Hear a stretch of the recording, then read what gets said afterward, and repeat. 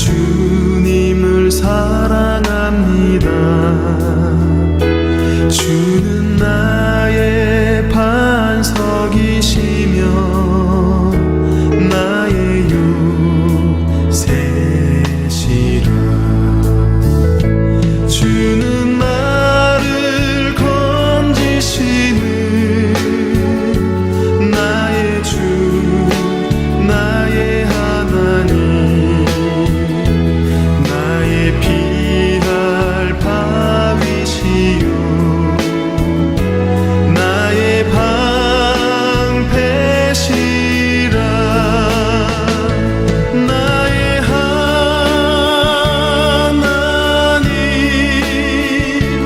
나의 하나님,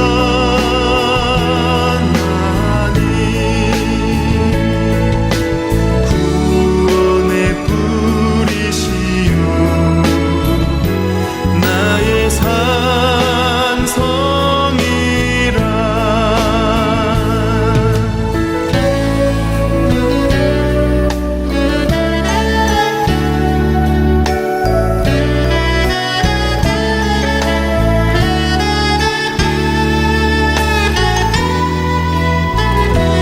나의 생명이신 여호와여,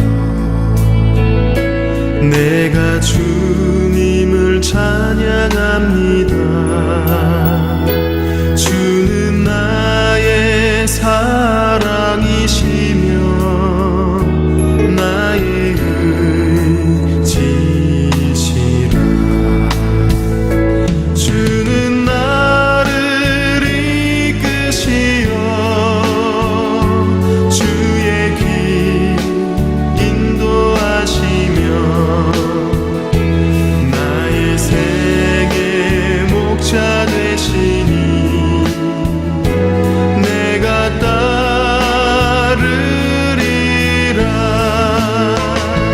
나의 하나님,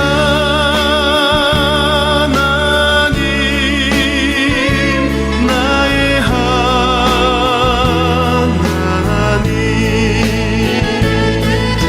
생명의 면류관으로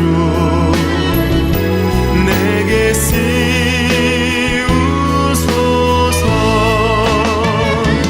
나의 하나님,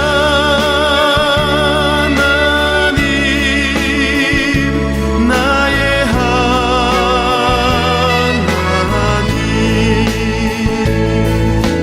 그는 나의 여호와, 나의 구세주, 나의 구세주.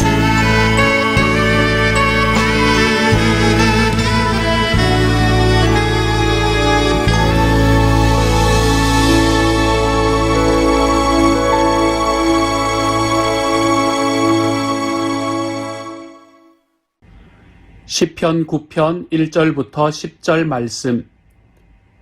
내가 전심으로 여호와께 감사하오며 주의 모든 기이한 일들을 전하리이다. 내가 주를 기뻐하고 즐거워하며 지존하신 주의 이름을 찬송하리니 내 원수들이 물러갈 때에 주 앞에서 넘어져 망함이니이다. 주께서 나의 의와 송사를 변호하셨으며 보좌에 앉으사 의롭게 심판하셨나이다. 이방 나라들을 책망하시고 악인을 멸하시며 그들의 이름을 영원히 지우셨나이다. 원수가 끊어져 영원히 멸망하였사오니 주께서 무너뜨린 성읍들을 기억할 수 없나이다. 여호와께서 영원히 앉으시며 심판을 위하여 보좌를 준비하셨도다. 공의로 세계를 심판하시며 정직으로 만민에게 판결을 내리시리로다. 여호와는 압제를 당하는 자의 요새이시요 환난 때의 요새이시로다. 여호와여, 주의 이름을 아는 자는 주를 의지하오리니 이는 주를 찾는 자들을 버리지 아니하심이니이다. 아멘. 시편 9편의 말씀입니다. 시편 9편의 말씀의 첫 시작은 우리에게 이런 표제로부터 시작을 해주고 있습니다.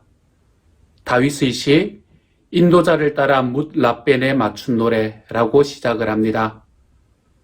먼저 이 말씀은 오늘 이 시편 9편의 말씀을 쓴 사람이 다윗이다 라고 이야기하는 것을 우리에게 먼저 이야기해주며 시작을 합니다. 다윗이 쓴 시인데 어떻게 썼나 하면 인도자를 따라 뭇 라벤에 맞춘 노래. 뭇 라벤이라는 말은 역시 우리가 지난번에 보았던 또 다른 단어처럼 성경 전체를 통해서 여기에만 등장하는 단어입니다. 이 말씀은 아마도 그때 당시의 음악의 한 종류를 이야기하는 단어일 가능성이 높습니다. 그래서 뭇 라벤이라는 이 음악에 맞추어서 이 노래를 부른다라는 이야기입니다. 요즘에 말하면 재즈에 맞춰서 부른다 이런 이야기가 되는 것이지요. 그래서 이 말씀에서는 지금 쓴 사람이 누구이며 어떤 곡조에 따라서 불러야 하는가라는 것을 이야기하고요. 그리고 이 모든 것은 인도자를 따라서 한다라고 이야기하잖아요. 인도자라고 이야기하는 것은 성가대의 지휘자라고 생각을 하시면 아무런 문제가 없습니다. 그래서 지휘자가 한 사람이 지휘를 하고 전체적인 지휘를 하고 그 한 사람의 지휘에 따라서 모든 사람들이 함께 목소리를 모아서 부르는 찬양, 그것이 바로 이 시편 9편의 찬양이 된다는 말이지요. 그러고 보면 시편의 말씀은 우리에게 어떻게 주어졌나 하면 이 시편의 말씀은 예배 중에 부르는 찬양으로 우리에게 주어진 말씀이 시편입니다.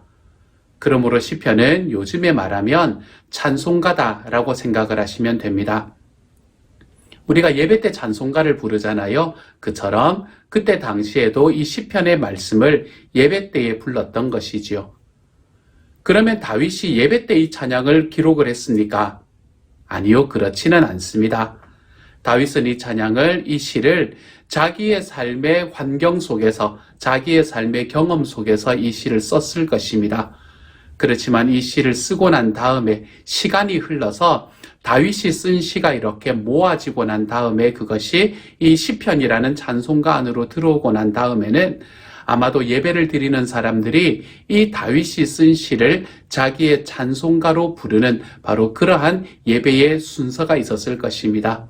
그것을 우리가 시편 찬양이라고 부르기도 합니다. 그렇게 이제 예배 때 불려지는 찬양으로 이 시편은 자리 잡게 되지요.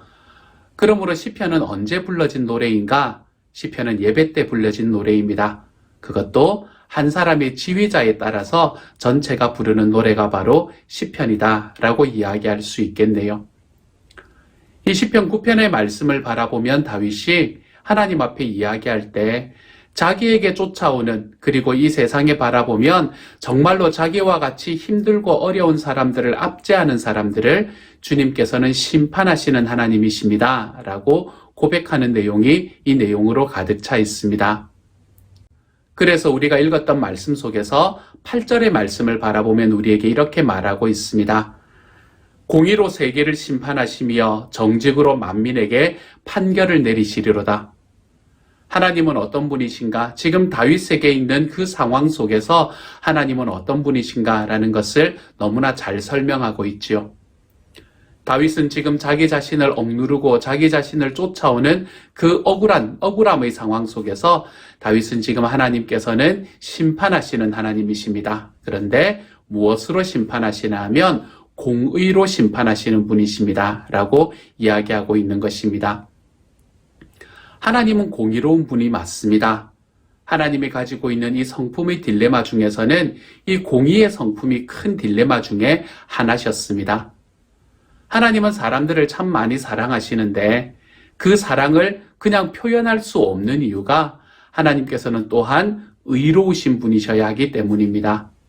의롭다, 공의롭다 라는 말은 무엇을 의미하는 것인가요? 의롭고 공의로운 것은 잘한 것은 잘했다고 이야기하고 못한 것은 못했다고 이야기하는 것이 바로 의로움의 정의가 되는 것입니다. 그러므로 하나님께서는 잘한 사람들에게는 상을 주고 못한 사람들에게는 벌을 주는 것, 소위 말해서 신상필벌의 하나님이 되는 것, 그것이 하나님께서 가지신 공의로움의 핵심이 되는 것이지요. 물론 그 안에는 각 사람이 가져야 하는 그 기회의 공정함을 우리에게 이야기해 주는 부분이 있지만 어쨌든 그 모든 기회의 공정함이 주어지고 난 다음에 하나님 앞에의 공의로움이라는 것은 이 신상필벌, 잘하는 사람에게는 상을 주고 못하는 사람에게는 벌을 주는 이 하나님의 모습이 바로 하나님의 공의로우신 모습이 되는 것입니다. 이처럼 하나님께서는 이 공의로움으로 세상을 심판하시기 때문에 올바른 사람, 하나님 앞에 바르게 서 있는 사람들에게는 상을 주시고 하나님을 멀리 떠나서 하나님과 대적하는 사람들에게는 벌을 주시는 분이 하나님이십니다. 그러므로 지금 나를 쫓아오고 나를 박해하는 저 하나님을 반대하는 사람들, 하나님 앞에 거역하는 사람들을 주님께서 쳐주십시오 라고 이야기하며 하나님 앞에 기도하며 나아가는 장면이 되는 것이지요. 그렇게 이야기하고 난 다음에 이 공의로우신 하나님께서 어떠한 일을 하시는 분이신가 라는 것을 오늘의 말씀의 그 뒷부분에서 설명을 해주고 있습니다. 저는 여러분과 그 말씀을 잠깐 나누려고 합니다. 9절의 말씀은 이렇게 말합니다. 여호와는 압제를 당하는 자의 요새이시요 환난 때의 요새이시로다. 아멘. 하나님께서는 먼저 어떤 분의 요새이신가 하면 압제를 당하는 사람들의 요새이십니다. 저는 아무리 바라보아도 성경이 정말로 이 땅에서 버림받고 이 땅에서 올바로 취급을 받지 못하는 사람들, 가치 있는 사람으로 취급을 받지 못하는 사람들을 향해서 하나님께서는 내가 너희를 가치 있다고 인정해 주마라고 이야기하는 것이 하나님의 마음이신 것 같습니다. 그래서 구약 성경의 정말 많은 부분들은 하나님께서는 고아와 과부의 하나님이다. 하나님께서는 나그네를 소중히 여기시고 종들을 소중히 여기시는 분이 바로 하나님이시다라는 이야기로 가득 차 있습니다. 신약 성경도 마찬가지지요. 특별히 누가복음의 말씀을 바라보면 하나님께서는 이방인의 하나님이시고 이방인의 하나님이실 뿐만 아니라 당시 사회에서 조롱받고 사회에서 멸시받던 여인과 이방인들의 하나님이 바로 하나님이 되신다라는 것을 우리들에게 너무나 잘 보여주고 있습니다. 그러므로 하나님께서는 압제받는 자의 피난처가 되십니다. 압제받는 자의 요새가 되세요. 요즘의 시대를 바라보면 이 압제받는 사람들이 참으로 많이 보이는 것을 우리는 우리 주변에서 바라보게 됩니다. 우리가 계속해서 기도하고 있는 미얀마의 문제도 마찬가지입니다. 지금 그 나라에는 이제는 내전밖에는 그것을 이겨나갈 수 있는 방법이 없습니다. 라고 이야기할 만큼 지금은 굉장히 힘든 상황으로 들어가 있습니다.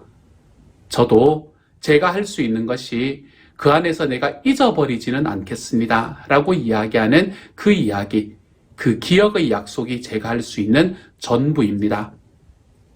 얼마 전에 그 문제를 일으켰던 그 주인공이 국제 무대에 나와서 내가 그 나라에서 쿠데타를 일으킬 때 이렇게 큰 문제가 있을 줄은 내가 몰랐다라고 이야기하는 것을 웃으며 이야기하는 것을 제가 바라보며 제 가슴이 터지는 것만 같았습니다. 그러면서 제 마음속에 들었던 기도는 하나님, 공의로우신 하나님, 하나님의 공의를 이 땅에, 그 땅에 나타내 주십시오 라고 이야기하는 그 기도, 그리고 그 기억밖에는 제가 할 수 있는 일이 없었었지요. 또 어떤 사람이 압제를 받고 있습니까? 미국 안에서 지금 증오범죄가 참 많이 일어나고 있지 않습니까? 특별히 아시안을 향한 증오범죄가 많이 일어나서 지금 아무런 이유도 없이 택시기사들이 구타를 당하고 그리고 아이를 끌고 가던 아빠가 그냥 길거리에서 구타를 당하는 그런 일들이 미국에서 벌어지고 있지 않습니까? 이와 같은 증오범죄가 일어나는 과정 속에서 저와 여러분이 속해 있는 이 아시안들은 사실은 지금 압제받고 있는 상황에 놓여 있는 사람들일지도 모릅니다. 사회 속에서 힘들고 어렵고 경제적으로 어렵고 이 인종적으로 소수인 사람들, 이러한 사람들은 역시 미국이라는 사회 속에서도 압제받는 자리에 서 있는 사람들이 되는 것이지요. 그러한 사람을 위해서 하나님께서는 요새가 되어주신다라고 이야기합니다. 이제는 그 이야기가 쑥 들어갔지만 이전의 정부가 있을 때에 이 다카의 문제 때문에 또 얼마나 많은 이야기가 있었습니까? 우리 교회 안에서도 그것 때문에 마음 아파하시며 하나님 앞에 매달려서 기도하시던 분이 계시는 것을 제가 알고 있습니다. 그 기도에 제가 함께 하고 있기도 했고요. 그러한 문제들, 정말로 다른 곳에는 매달릴 수 없는 사람들, 그러한 사람들이 바로 압제당하는 사람들입니다. 그러한 이들이 하나님 앞에 나아가 하나님 앞에 자기의 사정을 아뢰을 때에 하나님께서는 그들의 요새가 되어주시는 분이다 라고 이야기를 하고 있습니다. 하나님은 그런 압제당하는 사람의 요새가 되어주시는 것뿐만이 아니라 아까 우리가 읽었던 9절의 말씀을 보면 환난 때의 요새가 되신다라고 이야기합니다. 우리가 우리 스스로를 바라보며 내가 압제당하는 자리에 서 있는 것이 아니다라고 생각할 수도 있습니다. 나는 미얀마 국민도 아니고 그리고 내가 살아가는 곳은 이 실리콘밸리 서부의 실리콘밸리이기 때문에 아마도 지금 내가 살아가는 삶 속에서 아시안이라고 받는 압제를 가지고 있는 것도 아니고 재정적으로 또는 다른 어떠한 신분적인 문제로 내가 압제를 당하고 있는 것도 아니다라고 생각할 수 있습니다. 그렇지만 우리는 모두가 우리의 삶에서 환난을 경험하며 살아가는 사람들임은 분명합니다. 어떠한 부분에서 그것이 찾아오건 우리의 삶은 환난으로 가득 차 있습니다. 그러므로 그러한 환난의 때에 우리는 주님께서 우리의 요새가 되어주심을 기억하고 하나님 앞에 걸어갈 수 있어야 합니다.